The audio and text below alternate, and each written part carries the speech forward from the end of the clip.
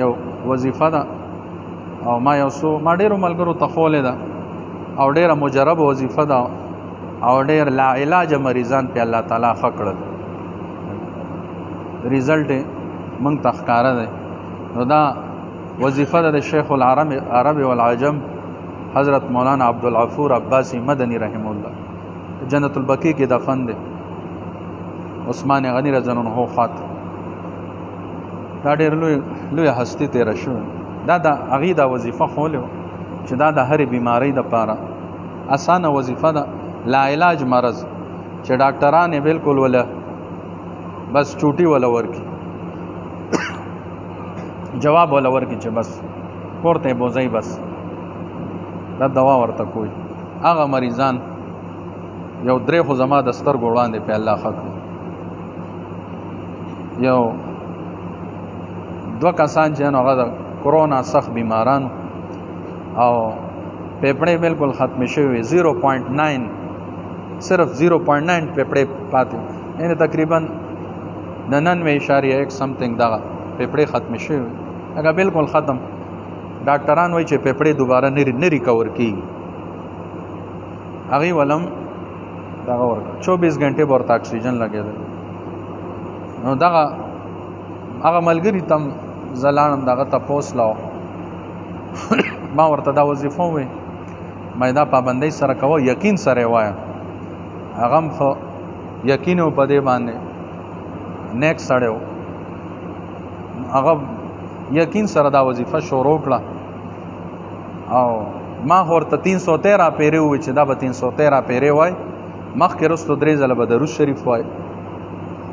هغه خو به بس 24 غنټې به وي ټوله ورځ، په خوب کې به م ویاړم.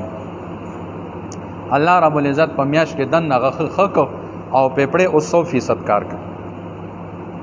اوس هم ژوندی دی الحمدلله، ژوندی سره د ایمان نه دروغ وجود. او دغه شان یو بل مریض و، هغه زړه چې نو ختم شو 20% پاتې، هغه ته مې وویې دغه تقریبا 80-85 سال عمر و بابا، هغه هم دا وظیفه شروع کړه، هغه زړی چې دی نو بلکل 100% اوس کار کوي.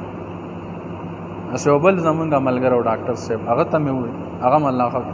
او بل ملګري ته راته ووایي چې یاره زمونږ سره ملګری دی، هغه بیمار دی، هسه وظیفه غواړي، وایي ته خپل شیخ صاحب ته ووایه چې ما ته څه وظیفه وکړي. ما ورته دا وظیفه وښوله، هغه هم الله تعالی بلکل یو څو ورځو کې بلکل روغ جوړ کړ.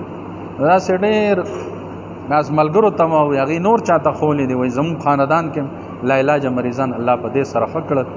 نو دا زما ټولو مسلمانانو ته د دې اجازت چې دا وظیفه دا کوئ چې څوک هم بیماري د کرونا مریض دی که د هر څه مریض لا علاجه مریض او دا د 313 پیرې کم از کم وایي، یا الله یا سلام یا قویو، یا الله یا سلام یا قویو، 313 پیرې دی دا وایي. هر ټایم یې ویلی شي 24 غنټې کې څه ټایم وایي 313 پیرې، یا الله یا سلام یا قویو، مخکې رستو 3 ځله درود شریف. او ښه دا دی چې اوبو باندې دم کي او ټوله ورځ هغه اوبه څکي او په ځان باندې هم دا چوف کي، نو انشاءالله الله تعالی به له روغ صحت ورکړي. کم از کم 313 پیرې، زیات نه زیاتې چې څومره هم ویلی شي. زما ټولو خلکو ته د دې پوره مسلمانانو ته د دې اجازت دی. دا وایي دا ډېره مجربه وظیفه ده. واخر دعوانا ان الحمد لله رب